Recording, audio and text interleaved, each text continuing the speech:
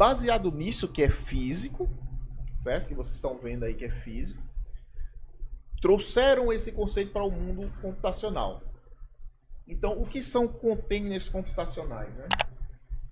Eles são encapsulamentos de um SO que vai rodar em cima de um software que é bem mais rápido do que uma VM. Por quê? Porque ele é bem menor. Ele é um SOzinho minúsculo, com apenas o básico, e que você diz o que vai ter lá dentro. Você vai dizer os binários que tem lá dentro, a configuração específica. Então você não precisa, por exemplo, se não precisar de rede, você não precisa configurar uma rede. Entendeu? Se você não precisa de volume no caso HD ou qualquer outra mídia que você vai armazenar, você não sobe com isso. Ele é volátil. Então quando ele morrer, ele morre, todas as informações morreram também. Então isso resolve os nossos problemas, porque agora, além de eu ter já garantido com Java, por exemplo, que as versões das minhas libs, quando eu empacotar, vão estar lá dentro do meu pacotinho, né? Agora com o container eu tenho todos os acessórios necessários para rodar o meu software de forma simplificada. Então eu tenho um SO, eu tenho os binários necessários, eu tenho as configurações necessárias, sem necessariamente eu ter que instalar um SO. Então eu não instalo um SO. O próprio Docker já tem uma versão miniaturizada. Oh, meu Deus do céu, não vai sair. Em miniatura de um Linux, de um kernel Linux, e em cima dele ele vai montando camadas de software se necessário, certo? E como funciona essa containerização, né? Eu crio um arquivo, Docker seria o Dockerfile, que eu vou mostrar em seguida, onde eu digo, especifico o que vai ter lá dentro. Depois eu gero a imagem, e essa imagem é que vai ser disponibilizada, né? Ela vai realmente funcionar como se fosse um objeto instanciado. Ele vai estar lá em memória e você vai ter acesso a esses dados, né? Ele funciona basicamente dessa maneira. Você define como o container vai fazer através de um arquivo de configuração. Nossa Senhora!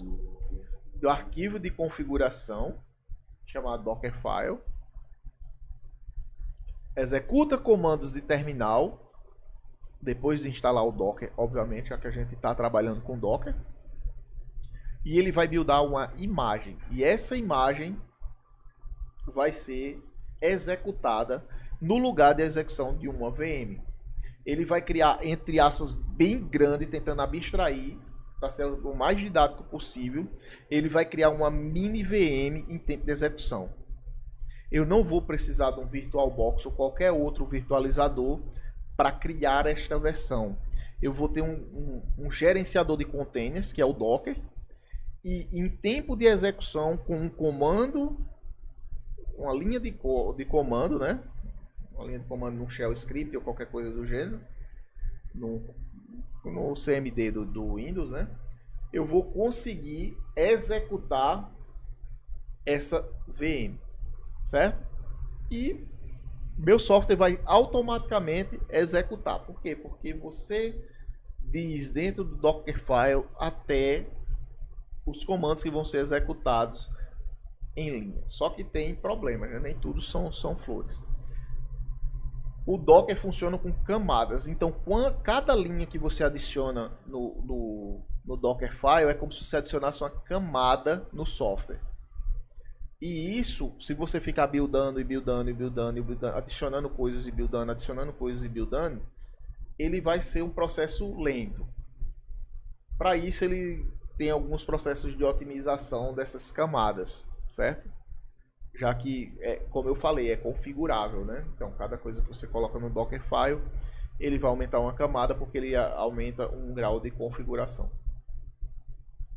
E no final das contas, vocês têm que entender que o Docker é uma VM simplificada, certo?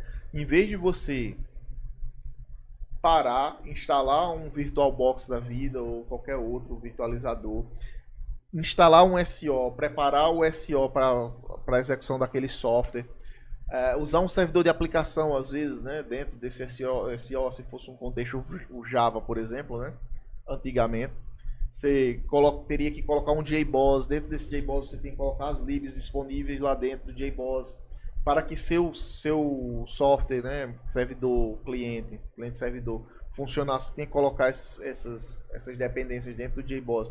E depois de virtualizar essa máquina, você executar esse JBoss para disponibilizar. Não, o Docker já faz tudo isso em uma linha de comando, em algumas linhas de comando, né? E com isso você ganha e muito na questão tanto de encapsulamento da sua aplicação, já que ela vai virar uma imagem, e essa imagem pode ser disponibilizada num repositório como o Docker Hub. Você dá push lá, como se fosse o Git, né? Você builda a sua imagem aqui e joga sua imagem para esse repositório, e as outras pessoas podem usar o seu software com a versão que você quiser, né? Ganha também no controle de versão, já que cada imagem tem uma versão específica do seu software. Então, os outros programadores não vão se preocupar com dependências, não vão se preocupar com softwares acessórios, por assim dizer, né? Já que vai estar tudo embutido dentro da sua imagem. E com isso você ganha essa agilidade no desenvolvimento, porque ele está autocontido dentro de uma imagem, ele está dentro de um container já pronto para uso. Esse é o mais importante de vocês entenderem do Docker. Todo software que você builda uma imagem Docker, ele está pronto para uso. Então tem uma versão final. Ah, Luiz, mas eu tenho que configurar ainda. Não você tem que configurar na hora do build. Mas na hora que você vai rodar a imagem, que é o mais interessante nessa questão de containers, né? É onde você tem o ganho. Espetacular, por sinal. Porque você, em poucas linhas de comando, está com a versão do software funcionando. Eu vi alguns exemplos que o cara consegue fazer um softwarezinho lá, um PHP, em 20 minutos. Por quê? Porque ele já não precisou instalar, tinha conexão com o banco de dados, tinha um back-end e tinha um front-end. O back-end dele era em Node, o front-end era PHP e o banco de dados dele era uma MySQL. Ele conseguiu fazer isso em 20 minutos. Por quê? Ele não precisou instalar o banco de dados. Ele usou uma imagem do MySQL dockerizada para já instanciar, entre aspas bem grandes, tá? Instanciar com o uso de uma imagem Docker o banco. E ele já tinha acesso ao banco, ele podia criar banco, criar tabela, criar tudo com uma linha de código, duas na verdade, né? Que ele teve que baixar a imagem que ele queria lá do MySQL, e outra que ele rodou aquela imagem que ele fez o download, certo?